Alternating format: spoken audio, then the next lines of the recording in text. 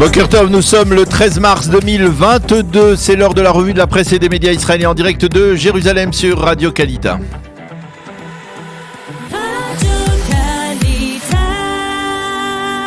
La revue de la presse israélienne en direct de nos studios de Jérusalem.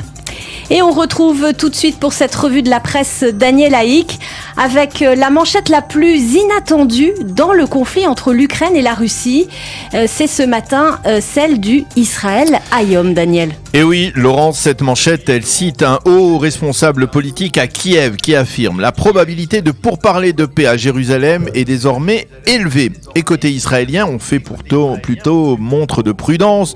Nous sommes prêts, mais tout dépendra du feu vert de Moscou, dit-on ici à Jérusalem. » Et le quotidien de préciser qu'une fois de plus, hier soir, Naftali Bennett s'est entretenu avec Zelensky et le président ukrainien a déclaré « Bennett peut remplir un rôle important. » En marge, l'ambassadeur d'Ukraine en Israël déclare qu'il ne serait pas honorable qu'il n'y ait que 10 députés connectés en Zoom dans l'enceinte du Parlement israélien pour un éventuel discours de Zelensky. Il en avait été question la semaine dernière. Quant au maire de Tel Aviv, Ron Hulday, il a téléphoné à l'ambassadeur d'Ukraine en Israël pour lui proposer d'organiser un grand rassemblement de solidarité sur la place du théâtre Habima au cœur de Tel Aviv afin d'y diffuser justement le discours du président Zelensky.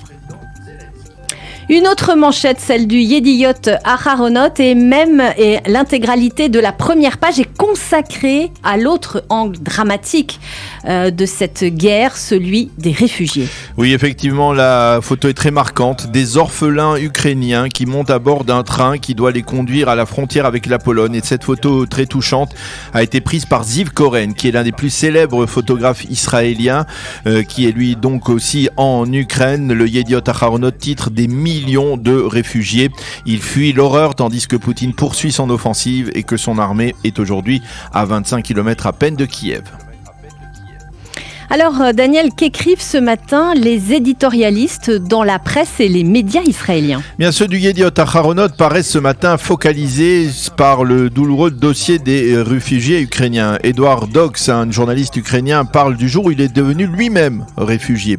Ron Ben Ishai, le vétéran des correspondants de guerre, continue de témoigner sur les drames humains de cette guerre au cœur de l'Ukraine et sur les réfugiés qui se dirigent vers la Roumanie. Ronen Bergman, qui est le spécialiste des services secrets à la fois du Yediot Aharonot et du New York Times, et lui au corps New York Times est lui aussi au cœur de Lvov, la ville remplie de réfugiés. Et le Yediot Aharonot nous propose également ce matin les avis contradictoires autour du débat en Israël sur l'accueil à réserver aux réfugiés ukrainiens non juifs qui se pressent à ses portes. Ben Dror Yemini se prononce contre une immigration libre de ces réfugiés en Israël. Il affirme oui à la compassion, non à l'immigration. Tandis qu'Adar Gilad déplore que les réfugiés ukrainiens non juifs ne reçoivent pas un accueil plus chaleureux. Il appelle Israël à ouvrir son cœur et à les accueillir avec plus de générosité. Dans le Haaretz, Akivanovic vole au secours de la ministre de l'Intérieur Ayelet Shaked et de son plan d'accueil pour 5000 réfugiés non-juifs ukrainiens. Il rappelle qu'à l'heure actuelle, le gouvernement prépare un plan visant à accueillir quelques 100 000 réfugiés juifs ou ayant des origines juives ukrainiens. Ne pas les compter dans le nombre de réfugiés qu'Israël est prêt à accueillir est pour Novik scandaleux. Tout comme la comparaison entre Ayelet Shaked et une tortionnaire nazie qui a été faite par Eretz Nehederet, l'émission de satire de la télévision israélienne, ou la comparaison faite par le ministre Nachman Shai, ministre de la diaspora, entre la situation actuelle en Ukraine et celle à l'époque de la Seconde Guerre mondiale à Auschwitz. Alors, outre le dossier des réfugiés, les commentaires sur la guerre elle-même et son impact sont nombreux. Oui, Ksenia Svetlova écrit ce matin dans le Israël Hayom que si la guerre ne se termine pas avec une équation qui dissuade l'agresseur russe d'attaquer le monde de l'après-guerre, eh bien l'après-guerre en sera bien plus dangereux pour nous tous, y compris pour l'État d'Israël, car l'Iran pourrait bien, par exemple, saisir cette occasion pour se renforcer et exiger de nouvelles conditions. Et justement, à propos de dissuasion, Pnina Choker, dans la page éditoriale du Israël Hayom, considère que l'attitude actuelle de Joe Biden et de son administration cause des dégâts majeurs, certains apparemment même irréparables en matière de dissuasion, surtout par exemple lorsque le président américain répète à qui veut l'entendre que les États-Unis n'enverront pas de forces militaires en Ukraine. Shimon Shifer dans le Yediot Aharonot voit plus loin et il écrit qu'après la fin de la guerre, il ne faudra pas permettre à Poutine de redevenir un leader légitime. Quant à Sever Plutsker, toujours dans le Yediot Aharonot, il estime qu'il est grand temps pour l'État d'Israël de prendre position et de soutenir fermement l'Ukraine. Il faut cesser ce positionnement de neutralité, écrit-il. Avner Cohen. Enfin, dans le Haaretz constate que dans ce conflit qui est le plus grave depuis la crise de Cuba, l'OTAN et les États-Unis sont totalement paralysés.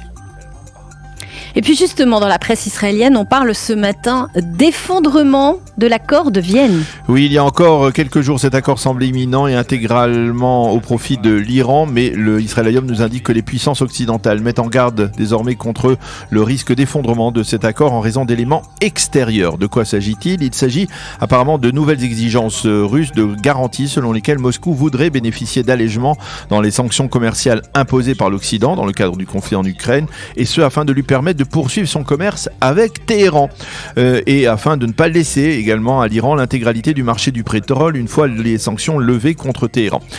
Amnon Lord de souligner dans le Israël ce matin que dans la conjoncture actuelle, il y a deux Poutines. Le mauvais Poutine qui est sanctionné par l'Occident et le bon Poutine, celui du Moyen-Orient. Amnon Lord parle de déstabilisation mondiale et rajoute dans la liste le rapprochement entre la Turquie et Israël qui menace directement l'Iran. Les quotidiens reviennent sur les menaces iraniennes de riposte en Israël contre Israël après la mort la semaine dernière de 2 officiers supérieurs de l'armée iranienne des gardiens de la révolution qui étaient stationnés près de Damas.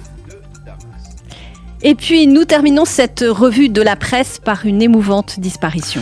Oui, il s'agit de celle d'Henri Hershkovitz, qui est décédé hier à l'âge de 95 ans. Henri Hershkovitz était en effet le porte-drapeau de la délégation israélienne aux Jeux Olympiques de Munich en 1972. Ces terribles JO au cours desquels 11 athlètes israéliens ont été assassinés par des terroristes palestiniens de Septembre Noir. Il était dans l'une des chambres de la délégation lorsque les terroristes ont pris ses camarades en otage, mais il avait fort heureusement réussi à s'échapper par le balcon. Certains des athlètes étaient parmi ses proches amis.